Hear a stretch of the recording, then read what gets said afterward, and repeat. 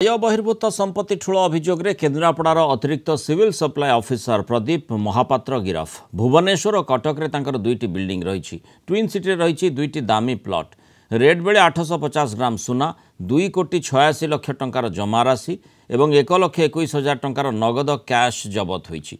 गतकाली तांको घर और ऑफिस समेत एककालीन 5टी स्थान रे रेड करा जायतिला।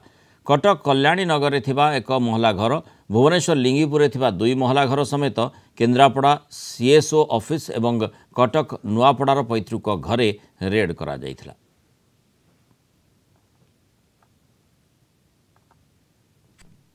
आमे देखिलु जे तांकर bank deposit mutual funds postal रे एवं इंश्योरेंस मिसाई 2,86 लाख टंकार डिपोजिट्स हमको मिलथिला।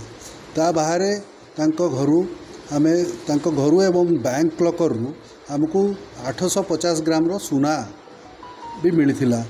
सेही सबू हिसाब किताब कला परे तार आमे देखिलु जे तांकर प्राय 4 कोटी टंकार संपत्ति से स्थावर अस्थावर संपत्ति 4 कोटी टंकार से ठूल करथिले एवं अन्यान्य कागजपत्र सबू देखिबारे आमे देखिलु जे तांकर हिसाब बहिर्भूत संपत्ति तांकर जो नॉन सोर्सेस ऑफ इनकम टारू 336% अधिका थिला।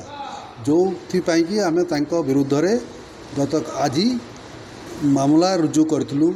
Vigilance cell PS case number 8/2024 under section 13(2) read with 13(1)B/12 PC act रे तांको विरुद्ध रे केस करी तांको आज गिरफ्त करा जायछि। पैसा गिरफ्त करा जाय तांको आइबे कोर्ट चालान करा जायछि।